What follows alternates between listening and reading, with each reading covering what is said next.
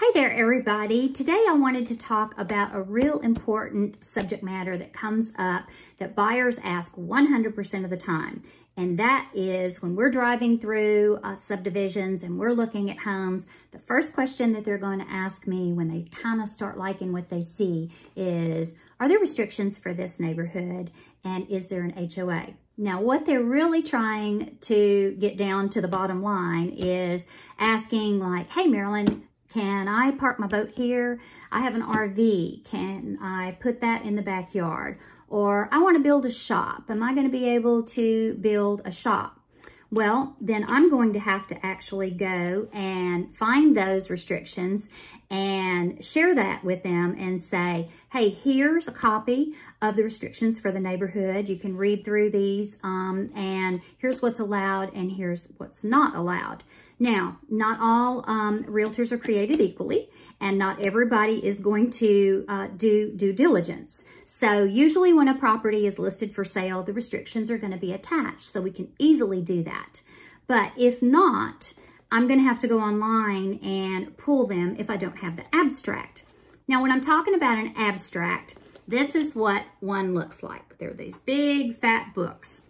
And I always tell my sellers and my buyers, hang on to this because it's full of invaluable information. It's got a copy of the plat. It's going to have your correct legal description.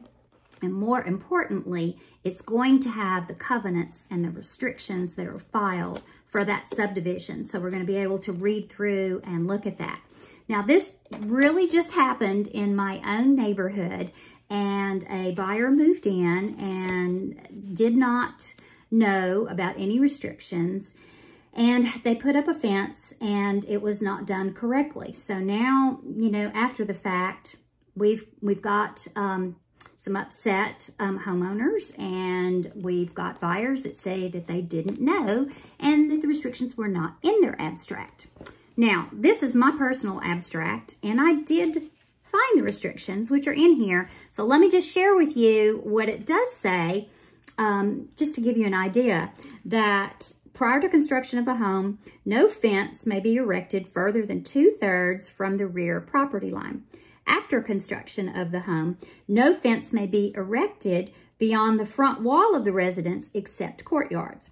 All fences facing the street must be approved by the subdivision architectural committee prior to construction.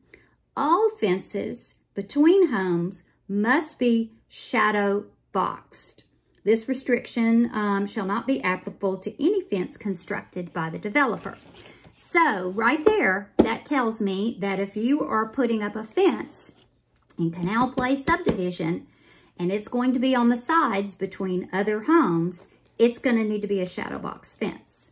So this is something that's real important to review with your realtor, both at the time of listing and at the time that you are purchasing, so you'll be aware of all of those, and we can avoid any heartaches down the road. Thanks for listening, and if you have questions, shout them out to me and let me know, and I'll address them right here. Thanks, everybody.